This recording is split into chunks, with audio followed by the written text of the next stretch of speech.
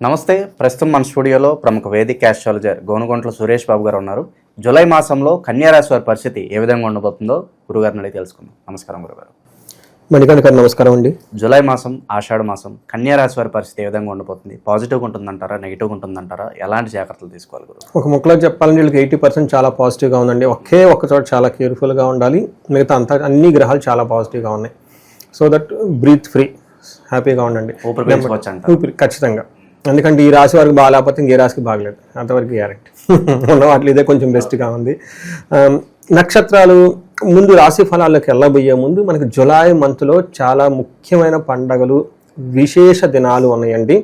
ఆధ్యాత్మిక చింతన వాళ్ళు కలిగిన వాళ్ళు, ప్లస్ ఎవరైనా కనుక ప్రాబ్లమ్స్ బాగా ఫేస్ చేస్తున్న వాళ్ళు వీటిని సరైన టైంని సద్వినియోగం చేసుకోవడం నేర్చుకోవాలండి. దేవుడు అంటే నమ్మకం లేని వాళ్ళు కూడా వాళ్ళు ఈ పండుగలు ఉపయోగించుకుని ఏమైనా పరిహారాలు చేసుకుంటే మంచి ఫలితాలు ఉంటాయి అంటారు? ఖచ్చితంగా అండి. ఇప్పుడు ఈ మంత్లో ఎవరెవరికి మంచి అవకాశం అంటే వాళ్ళ ప్రాబ్లమ్స్ పోగొట్టండి. ఫస్ట్ భార్యాభర్తల మధ్య విభేదాలు వచ్చి డైవర్స్లు కోర్టు కేసులు నడిచి సంవత్సరాలు అయిపోయాయి, ఇది పోదు అనుకున్న వాళ్ళకి, అసలు ఎలాంటి కోర్టు కేసులు పరిష్కారం కాని వాళ్ళకి ఈ టైంలో వారాహి నవరాత్రులు ఉన్నాయండి. అవి చక్కగా భక్తిగా everyday 9 days half an hour 45 minutes time spend చేసి పూజ చేసుకుంటే ఆ ప్రాబ్లమ్స్ అన్నీ పోతాయండి.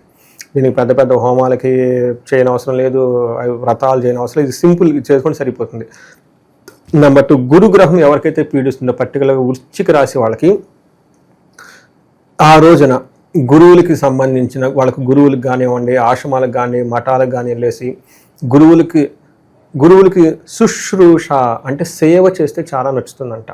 వాళ్ళకి చెప్పులు కానివ్వండి, బట్టలు కానివ్వండి, వాళ్ళకి ఏదైనా సరే పూజకు సంబంధించిన వస్తువులు కానీ ఇచ్చేసి వాళ్ళ దగ్గరలో ఉండేసి వాళ్ళ ఆశీర్వాదం తీసుకుంటే చాలా చాలా బాగా కలిసి వస్తుంది. వాళ్ళ కాళ్ళకి దండం పెట్టి ఆశీర్వాదం తీసుకోవాలండి. తర్వాత నాగ పంచమి ఉందండి.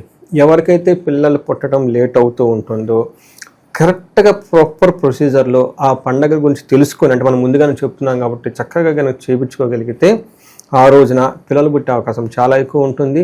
అలానే సర్పదోషాలు, తర్వాత కాలసర్పదోషాలు, రాహుకేతువుల దోషాలు ఎవరు ఉన్నా కానీ ఆ రోజు కనుక అది ఆచరిస్తే భక్తి శ్రద్ధలతో ఆ నాగపంచమి ఆ దోషాలు తగ్గిముఖం పెట్టేసి వీళ్ళకి జీవితంలో వృద్ధి వస్తుందండి. చూడండి, చాలా చాలా సింపుల్గా ఈ డేస్లో చేసుకుంటే అత్యంత అద్భుతమైన రిజల్ట్ వీళ్ళకి వస్తాయండి. తర్వాత మనకి ఈ మంత్ కన్యరాశి కనుక చూసుకోండి, ఇందులో ఉత్తర 2, 3, 4 పాదాలు, హస్త 1, 2, 3, 4 పాదాలు, చిత్త 1, 2 పాదాలు అంతా మనకి కన్యరాశిలో ఉంటాయి. మనకి పేరు బలం కనుక చూసుకుంటే టో, పా, పీ, పూషం, నా, టా, పే, పో అన్న లెటర్స్ అంతా కూడా ఈ కన్యరాశిలోనే ఉంటాయని చెప్పుకోవాలి. అయితే గ్రహస్థితిని కనుక చూసుకుంటే మేజర్ గ్రహాలు ఓన్లీ సూర్యుడు ఒక్కళ్ళు మాత్రమే షిఫ్ట్ అయ్యారండి. మిగతా ఏ గ్రహం కూడా చేంజెస్ లేదనమాట. అంటే సూర్యుడు వీళ్ళకి మారటంతో లాస్ట్ మంత్ ఎలా ఉంటుందో ఆల్మోస్ట్ అదే విధంగా ఉండే అవకాశం ఎక్కువగా ఉంటుంది. అయితే ధన ప్రవాహం కనుక ఎవరికైనా ఆగిపోయి ఉంటే ఈ రాశి వాళ్ళకి ధన ప్రవాహం వచ్చేస్తుంది. డబ్బు కానీ మెటీరియల్ కంఫర్ట్ ఏమైనా కనుక కోల్పోయి ఉంటే ఈ టైంలో మళ్ళీ వాడు తిరిగి వచ్చే అవకాశం ఎక్కువగా ఉంటుంది. ఎవరైనా సీరియస్గా హాస్పిటలైజేషన్స్ అయ్యి ఉంటే కనుక ఈ టైంలో హెల్త్ బాగుండి చక్కగా అయ్యే అవకాశం ఎక్కువగా ఉంది. ఓవరాల్గా కనుక చూసుకుంటే అన్ని విషయాల్లో వీళ్ళకి చాలా పుష్టిగా కార్య సాధనంగా చేస్తూ చక్కగా ఉండే అవకాశం ఎక్కువగా ఉంటుంది. కుజుడు వీళ్ళకి 12వ ఇంట్లో ఉండి కూడా ఒక్క కుజుడు మాత్రం ఇబ్బంది పెడుతూ ఉన్నారు, మిగతా అన్ని గ్రహాలు బాగున్నాయి. మనం గ్రహం వైజ్ కనుక చూసుకుంటే సూర్యుడు వీళ్ళకి 11వ ఇంట్లో ఉండటం వల్ల మిక్స్డ్ రిజల్ట్ ఇస్తున్నారని మనం చెప్పుకోవాలి. మిక్స్డ్ కాదు, ఒక 80% చాలా పాజిటివ్గా ఉన్నారు మనం చెప్పుకోవాలి. వీళ్ళకి తామరమూర్తిగా ఎంటర్ అయ్యారు, అంటే సూర్యుడు వీళ్ళకి 50% పాజిటివ్గా ఉన్నారు, 50% కొన్ని ఛాలెంజెస్ కూడా ఉన్నాయి. ఏ విషయంలో సూర్యుడు పాజిటివ్గా ఉన్నారంటే అర్ధలాభాచ స్వకులాచార, గృహే నిత్యోత్సవం శుభం, నిత్య మాధుర్య భుక్తిచ్చ, లాభే ఏకాదశో రవు అని మనకు చెప్తూ ఉంటారు. అంటే అర్ధాచ అంటే ధనం ప్రకారం చాలా బాగుంటుంది. స్వకులాచార అంటే వాళ్ళ కులంలో వాళ్ళ ఇంట్లో వాళ్ళ యాన్సిస్టర్స్ ఫాలో అవుతున్న పెద్దవాళ్ళు ఫాలో అవుతున్న పద్ధతులన్నిటిని ఫాలో అవుతూ చక్కగా టెంపుల్స్కి వెళ్ళటం, మంచి మంచి పనులు చేస్తూ ఉంటారు. అంతేకాకుండా గృహే నిత్యోత్సవం శుభం, ఎప్పుడూ శుభకార్యాలు ఉత్సాహం జరిగి ఉండే అవకాశం ఎక్కువగా ఉంటుంది. నిత్య మాధుర్య భుక్తిచ్చ మంచి ఫుడ్ ఎంజాయ్ చేస్తూ స్వీట్స్ తింటూ చక్కగా హ్యాపీగా ఉండే ఒక బెస్ట్ టైంని వీళ్ళు జూలై మంత్లో ఎంజాయ్ చేయబోతున్నారు. అయితే ఒక్క విషయం చాలా కేర్ఫుల్గా ఉండాలి. ఫ్యూచర్కి సంబంధించిన స్ట్రాటజీస్, వ్యూహాలు, తర్వాత కన్ఫ్యూజన్స్, అలానే లవ్ మ్యాటర్స్, రొమాంటిక్ మ్యాటర్స్ ఈ వీళ్ళ విషయంలో కొంచెం జాగ్రత్తగా ఉండాలి. సూర్యుడు ఆ విషయాల్లో అనవసరమైన కన్ఫ్యూజన్ క్రియేట్ చేస్తారు. జాగ్రత్తగా ఉండాలి. అయితే వీళ్ళకి మార్స్ 12వ ఇంట్లో ఉండటం వల్ల వీళ్ళు అగైన్ ఇది మిక్స్డ్ రిజల్ట్ అని మనం చెప్పుకోవాలి. లాస్ట్ టైము మనకి జూన్ మంత్లో ప్లేన్ క్రాష్ అయిందండి. అది నేను చార్ట్ చూస్తే అది ఎగ్జాక్ట్గా జరిగింది కన్యా లగ్నంలోనే జరిగిందండి.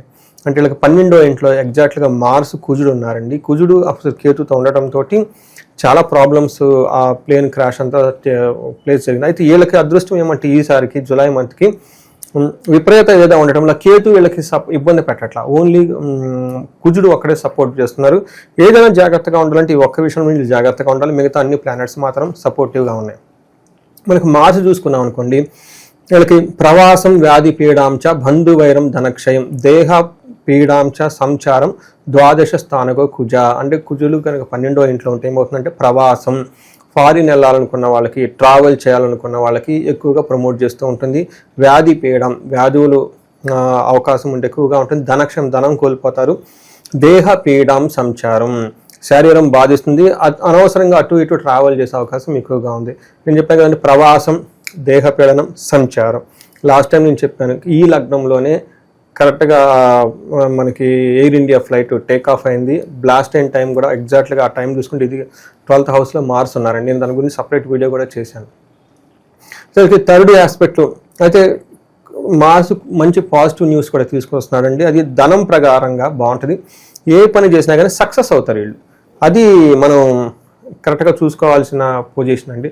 తర్వాత శుక్రుడు వీళ్ళకి అగైన్ 8th హౌస్లో ఉండి 2nd హౌస్లో చూడటం వల్ల ఇప్పటిదాకా మనం కుజుడు వీళ్ళకి ఇబ్బంది పెడుతున్నాం కదండి, ఆ కుజుడు పెట్టే ఇబ్బందుల నుంచి దాదాపు వీళ్ళన్నీ బాగా న్యూట్రలైజ్ చేసేసి సపోర్ట్ చేస్తూ ఉంటాడు శుక్రుడు అనమాట. శుక్రుడు 8వ ఇంట్లో ఉండటం వల్ల ఏమవుతుందంటే దుఃఖనాశం, మహాభాగ్యం, బంధుమిత్ర సమాగమ, రాజదర్శనం, అర్ధమాప్తి, భృగు రష్టమగే భృగునందని అని మనకి సాంస్క్రిట్లో చెప్తారు.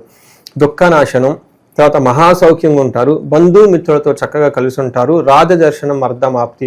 ఇక్కడ రాజదర్శనం అంటే మన బాసులను కలవటము, గవర్నమెంట్ అఫీషియల్ని కలవటము, పొలిటీషియన్లు కలవటం, ఇలాంటి వాళ్ళకి పెద్ద పెద్ద అఫీషియల్స్ అపాయింట్మెంట్స్ ఇప్పటిదాకా ఏమన్నా కనుక ఆగుంటే ఈ టైంలో వీళ్ళు వాళ్ళ దగ్గరికి వెళ్ళటం, వీళ్ళకి కావాల్సినవి చెప్పుకోవటం, వీళ్ళకంతా అనుకూలంగా ఉండే అవకాశం ఎక్కువగా ఉంటుంది. అర్ధప్రాప్తి, వీళ్ళకి ఏదైనా కాంట్రాక్ట్లు కానివ్వండి ఏదైనా కనుక ఆగిపోయి ఉంటే ఈ టైంలో మొత్తం రిలీజ్ అయిపోయి వీళ్ళకి అనుకూలంగా ఉండే అవకాశం చాలా ఎక్కువగా ఉంటుంది. అదేవిధంగా వీళ్ళకి 2వ ఇంట్లో దృష్టి ఉండటం వల్ల గుడ్ స్పీచ్, బాగా చక్కగా మాట్లాడుతూ ఉంటారు, ఫుడ్ బాగా తింటూ ఉంటారనమాట. ఇది ఒక్క కుజుడు కొంచెం ఇబ్బంది పెట్టిన మిగతా అన్ని గ్రహాలు వీళ్ళకి చాలా పాజిటివ్గా ఉన్నాయని మనం చెప్పుకోవాలి. ఇక ఈ రాశిలో స్పెసిఫిక్గా ఏ నక్షత్రాల వాళ్ళు ఉంటారు, వాళ్ళకి ఎలా ఉండబోతుంది? మనకి ఉత్తర ఫాల్గుని, హస్త, చిత్త నక్షత్రాలు ఇందులో ఉంటాయి. ఉత్తర ఫాల్గుని కనుక చూసుకుంటే వీళ్ళకి చాలా లాభప్రదంగా ఉంటుంది. ఫారిన్ వెళ్ళాలనుకున్న వాళ్ళు అనుకూలంగా ఉంటుంది, సౌఖ్యంగా ఉంటారు, వస్త్రలాభం చూపిస్తుంది. అన్నీ పాజిటివ్గానే ఉన్నాయి. ఒకటే కేర్ఫుల్గా ఉండాలి, దేహ పీడనము, మరణము చూపిస్తుంది. ఇక్కడ మరణం అంటే భయపడొద్దండి, సినిమాల్లో చూపించే మరణం కాదు. ఇక్కడ మరణం అంటే ఆగిపోవటం అని చూపిస్తుంది. అంటే అప్పటిదాకా వాళ్ళు ఒక ఫ్లోలో వెళ్తూ ఉంటే ఎక్కడో చోట బ్రేక్ పడుతుంది అనమాట, ముందుకెళ్ళని పరిస్థితిలో ఉంటుంది. అలానే దేహ పీడనం అంటే వీళ్ళకి శారీరకంగా వీళ్ళకి ఇబ్బంది ఉంటుంది, అంటే వీళ్ళ శరీరమే వీళ్ళని బాధ పెడుతూ ఉంటుంది. నెక్స్ట్ హస్త నక్షత్రం కనుక చూసుకుంటే వీళ్ళకి వస్త్రలాభం ఉంటుంది, సౌఖ్యం ఉంటుంది, విదేశ గమనం, ఫారిన్ వెళ్ళే ఆపర్చునిటీస్ ఉంటాయి, లాభప్రదంగా ఉంటుంది. అయితే శారీరకంగా వీళ్ళు ఇబ్బంది పడే అవకాశం ఎక్కువగా ఉంటుంది. చిత్తా నక్షత్రం వాళ్ళకి క్షేమంగా ఉంటారు, విదేశ గమనం, వస్త్రలాభం ఉంటుంది, పరవాసం ఉంటుంది. 2 ఛాలెంజెస్ అగైన్ హెల్త్, ఒకటి శారీరకంగా, రెండోది డిసీజులు కూడా వచ్చే అవకాశం ఎక్కువగా ఉంటుంది. మనకు రోగము, దేహపడం 2 డిఫరెంట్ అండి. కొన్నిసార్లు మన శరీరం మనకి తలనొప్పి, ఈ నొప్పి, ఆ నొప్పి పుడుతూ ఉంటుంది అనమాట. మన శరీరం మనకి ఇబ్బంది పెట్టడాన్ని, మన శరీరం మనకి అగనెస్ట్గా వర్క్ చేయడాన్ని దేహపీడనం అంటారు. కొన్నిసార్లు శరీరం బాగుంటుంది, వేరే డిసీజెస్, మలేరియా, గిలేరియా డిసీజ్ ఇవన్నీ వచ్చేసి మనకి అటాక్ అవుతుంటాయి, జలుబు, కోల్డ్, గీల్డ్ అంతా అదంతా రోగం కింద, డిసీజ్ కింద ఉంటుంది. ఈ ప్రకారంగా మనం వీళ్ళకి ఒకటే ప్రాబ్లం, హెల్త్ విషయంలో జాగ్రత్తగా ఉండాలి చిత్తా నక్షత్రం వాళ్ళు. ఇది కాకుండా హస్త, చిత్తా నక్షత్రం వాళ్ళకి జూలై 23 తర్వాత, డేట్ గుర్తుపెట్టుకోండి, జూలై 23 తర్వాత ధనం కోల్పోయే అవకాశం ఎక్కువగా ఉంది. మనీ విషయంలో చాలా జాగ్రత్తగా ఉండాలి. సో ఈ ప్రకారంగా చూసుకుంటే ఒక బెస్ట్గా ఉందనే నేను చెప్పాలి మిగతా రాశులతో కంపేర్ చేస్తే. ఇక ఈ ఆషాఢ మాసంలో ఎలాంటి పరిహారాలు బాగా అవసరం అంటారు గురుగారు?